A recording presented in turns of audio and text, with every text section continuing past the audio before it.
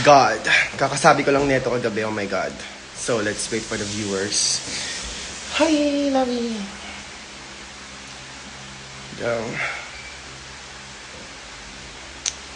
Hello, everyone. So, nakakasabi ko lang neto kagabi dun sa performance ko. After my performance, just ko. Hello!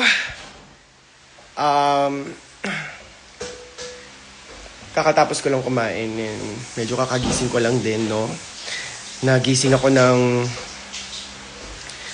nakakagulantang talaga. Well, kakasabi ko lang neto kagabi talaga after my performance na ayun nga, sobrang dami ng mga comment na negative dyan sa Reddit na yan. Well, you have a freedom naman to comment. Well, nag-live po ako para sabihin sa inyo na first thing first, I was hired to do a Java G number sa Drag in the South. Eva asked me na mag-Java G sa event na yon, that specific event. And, bago pa ilabas yung posters, bago pa sila maglabas ng marketing, napag-usapan na po namin, malinaw po sa kontrata naming dalawa, malinaw po sa kontrata namin na mag-Java G ako doon sa event na yon. So, yung marketing or yung sa posters po, wala po akong control doon, no? Sila po ang tanongin nyo about that. Malinaw naman po sa amin na ang napag-usapan namin is J-Bot G talaga ako. Hindi talaga ako as Maxi in the first place. So, hindi ko din po alam, no? Hindi ko din po alam kung bakit si Maxi po yung nasa main poster. Pero mas maganda pong si Eva na lang yung tanongin nyo tungkol doon. Kasi wala talaga akong access or control doon. Ganon. So, ayun. Baka kasi iniisip din ng iba, no? Na sa flow kasi ng show is medyo panghuli pa akong nag-perform. Hindi po ako yung gumagawa ng line-up. Sa production po yun. Sila po yung gumagawa ng kung sinong mauuna sa first set, kung sino yung mga magpo-perform. Alam niyo, yung mga ganung bagay, sila po yun. Labas po ako doon. Wala rin po akong control doon sa mga yon. So, para po sa mga nagsasabi na tinatamad ako mag-drag, no? Hindi po yun totoo. Wag niyo pong dinidiscredit yung pag-work ko as a performer.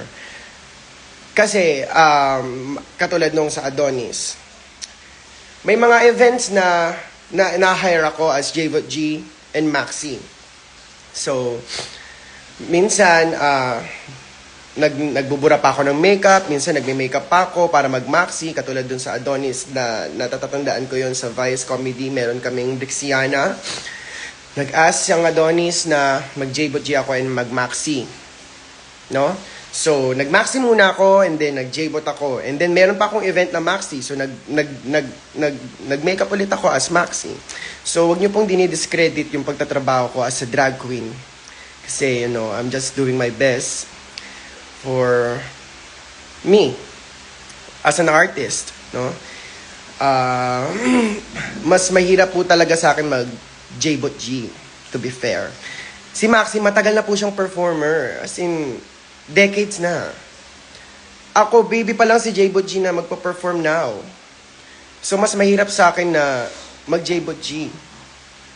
Kasi, nag-hire pa ako ng stylist, nag-hire pa ako ng mag-aayos ng buhok ko. Mas madaming asikaso as J-Bot G compare kay Maxi. Kasi si Maxi, ako lang naman yung gumagawa. So, mas marami akong ginagastos kay J-Bot G. Huwag niyo po sanang i-discredit yung mga ganung bagay dahil gusto niyo lang mag-comment ng masama at may nakita kayo may mga hate. Mga bakla, my God, magbago na kayo. I mean, nakakapera ba kayo dyan sa mga ginaganyan-ganyan nyo? Kasi kung hindi kayo nakakapera, nakakahiya kayo. As in, nakakaawa kayo. Kayo ang toxic sa community. Hindi ko rin alam kung bakit ganun yung nangyayari ngayon. Every event, no? Meron tayong mga katoksikan na ginagawa. Nagpapaingay ba tayo? Meron ba tayong gustong gawin sa buhay, no? May mga homophobic ba na nakapasok na rin dito, no? So, akala nyo pinopromote ko lang yung kanta ko doon sa Drag in the Sound. No. Pinopromote ko po yung kanta ko kahit naka-maxi ako. So, either Maxi or J-Vot G, kakantahin ko yung kanta ko. Siyempre, kanta ko yun eh. Kanta ko yun. So, di ba, kapag hindi ko naman kanta yung kinanta ko, may nasasabi pa rin kayo. So, anong kabobohan niya? Anong klaseng utak meron kayo? Nak! Ha? I mean, required ba na very commentary lang tayo para makasira ng buhay? No? No, no, no. Huwag ganon. Ayun lang ang gusto kong sabihin at linawin sa inyo. I was hired to do a J-Bot G number there sa Drag in the South. And second, wala po talaga akong kinalaman sa promoting nila dito. So, ang mas maganda pong tanongin nyo dito si Eva dahil siya pong nakakaalam nun. Nakalagay po talaga at malinaw na malinaw sa kontrata naming dalawa. Sa kontrata namin, na J-Bot G po talaga ako doon. And I think wala namang masamang intention dito si Eva. Walang masamang intention ng Playhouse and Drag in the South. I mean, gusto lang siguro nilang may bago or something na paandar. Siyempre, di ba, sa producer, iisipin mo yung, di ba, yung ikakaganda ng show. Well. Ano yung gusto nyo ba doon? Mag-doble cara ako? Okay lang naman sa akin. Basta bayaran nyo both. And alam niyo yun, may mga taong and doon sa event, may mga fans talaga na medyo hindi rin talaga na nakokontrol ang mga self, no? Talagang kahit sino makita nila, syempre ako, kahit ako sa fan, magpapapicture talaga ako. But rules is rules.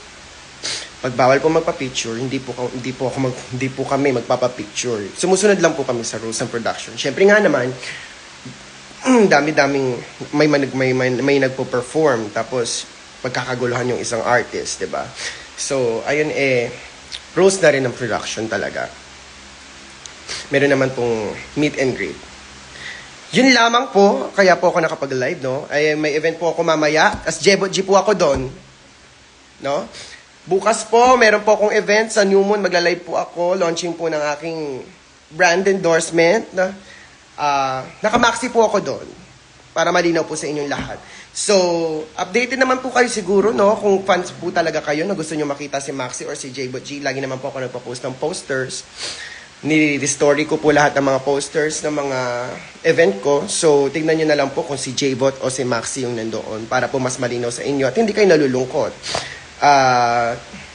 Hindi ko rin naman sinisisi yung mga bumay ng mga tickets kasi nga naman, kailangan naman usisain pa nila yon. Pero sana matuto na tayong usisain. Paano kung hindi pala yung event talaga? Paano kung na-scam na din kayo? 'Di ba? So, pag-aralan nyo maigi, bago kayo bumili, pinaghirapan nyo yung pera na yan. Alright? Yun lamang po at maraming salamat. Peace be with you. I love you all. Love, love, love. May iba pa bang katanungan? Cause I'm ready. Lalo na yung edit na ba yan? Talagang ginawa para sa katoksikan? Para sa mga taong problematic? Mga may problema sa buhay? Tapos doon talaga kayo magrarant na mga problema nyo? Wow. I mean, let's support each other. You know? Huwag tayo maghilaan pababa. Kakasabi ko lang talaga kagabi noon. Talagang sinabi ko talaga after performance ko na huwag tayo maghilaan pababa. Kasi ang liit-liit ng industriya natin at nagpapakilala pa lang tayo sa mga tao until now. Lalo na sa mga diretsyo, no? Pinupasok na natin yun. Marami na tayo na-introduce. Marami nang nakakakilala sa atin, mga drag. Maraming nakakilala ng drag kasi unti-unti na natin na napapakilala yung industry natin sa kanila. Ganyan ba gusto natin pakita? Ganyan tayo ka-toxic. Sip kayo. Tagal natin tong pinagtrabahuan, no? Matagal natin tong madami tayong pinuksa, madami tayong pinaglaban para maging ganito yung industriya natin ngayon. So, wag tayong magsiraan, no? Kung may masasabi kayo, Eh, sana yung totoo naman, hindi naman yung okay ng ina, puro hatred yung mga nangyayari doon. Parang may ma-comment na lang kayo, pero may mamasiraan na naman kayo na production, may masiraan na naman kayo ng artist. So ano, ako bunit nyo today. Carry ko lang. Ako wala akong ginagawang masama. Marangal ako nagtatrabaho. Alright? God.